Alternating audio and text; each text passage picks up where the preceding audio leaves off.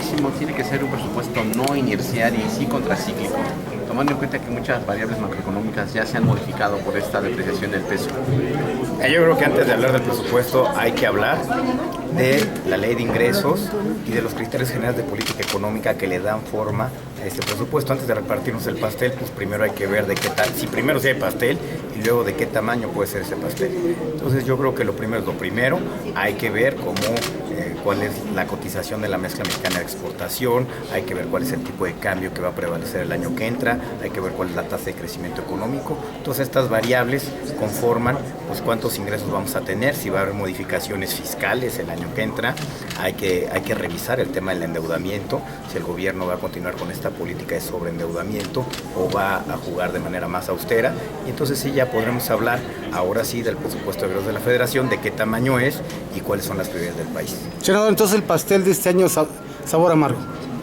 Yo creo que va a ser un pastel más chiquito. No sé qué sabor sea, pero más chiquito debe ser más chiquito. Lo prudente y lo responsable es que el pastel del año que entra es un pastel más pequeño que el de este año. Por eso le preguntaba que si tenía que ser contracíclico el presupuesto, tomando en cuenta que no va a haber un crecimiento como se espera, o sea, un crecimiento importante del PIB y de otras variables, ¿no? Aquí lo que se ha demostrado es que en este gobierno el gasto público no tiene el efecto de crecimiento económico que se espera. Estamos gastando más que nunca y sin embargo pues el crecimiento económico en México sigue bastante desacelerado y bastante echado, como dicen por ahí. Entonces yo creo que sería un error pretender activar el crecimiento económico del país a través de más gasto, porque lo único que genera es más ineficiencia, más corrupción, más espacios de opacidad. En este momento lo que se necesita es mandar señales a los mercados de que en México hay prudencia, hay responsabilidad hacendaria y eso nos va a dar mucho mayor rendimiento en términos de crecimiento económico que pretender acelerar el crecimiento económico de manera artificial vía el gasto. ¿En qué de estos cambios que hace la Comisión Nacional de Hidrocarburos de las licitaciones de la fase 2 de Ronda 1, ¿qué opinión le merece? Yo creo que es muy interesante y qué bueno que están ajustando. El jueves viene aquí al Senado el presidente de la Comisión Nacional de Hidrocarburos, invitado por la tercera comisión, a platicar de manera constructiva de cómo podemos hacer que la ronda 1.2 sea un éxito y la 1.3 y la 1.4. Evidentemente la lección de la ronda 1.1 es que pues, no fue el resultado que todos esperábamos y lo digo en nombre de México. Entonces yo creo que es muy importante y qué bueno que estemos en la disposición de modificar lo que no funcionó en la ronda 1.1 para las que siguen pues tengan un mejor resultado. ¿El gobierno cometió algún error al poner requisitos? Ha ido peor que a la de México.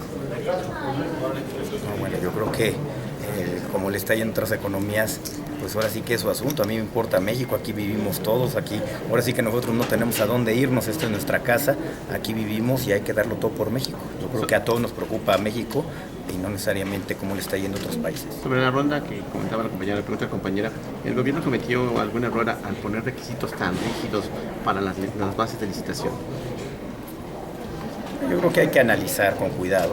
Mucho se ha dicho que los contratos no eran competitivos, mucho se ha dicho también que la sísmica, es decir, la información geológica que se les entregó a las compañías interesadas no era la adecuada para poder tomar la decisión. Pues ya lo platicaremos el jueves y lo que hay que hacer es ajustar, que los contratos sean competitivos, como son en todas partes del mundo, que la sísmica que se le está entregando a las empresas pues sea lo necesario para tomar una decisión y genera estas condiciones de confianza para que se venga a invertir en el sector energético mexicano. Senador, ¿en qué periodo usted calcula que ya podría llegarse a una estabilización del peso frente al dólar, luego que se está atravesando por esta turbulencia en la paridad? Bien, como lo hemos mencionado, esto lamentablemente el peso se va a seguir depreciando, el dólar se va a seguir apreciando. Las medidas del Banco de México y de la Secretaría de Hacienda, de la Comisión de Cambios, yo creo que han sido oportunas, han sido prudentes, pero estas medidas no van a revertir la depreciación del peso. Lo que van a hacer es ordenar este proceso de depreciación del peso hacia adelante. Yo creo que hay que entenderlo. A medida que nos acerquemos a la decisión de la FED en septiembre de la modificación de las tasas de interés, del ajuste de las tasas de interés, pues esta depreciación del peso va a ser cada vez más y más pronunciada, así hay que entenderlo. Yo creo que las autoridades están actuando correctamente para ordenar esta depreciación del tipo de cambio. ¿Usted calcularía que entre octubre y noviembre ya el peso tendría una estabilización? Con lo que respecta a las tasas de interés, debía de ser.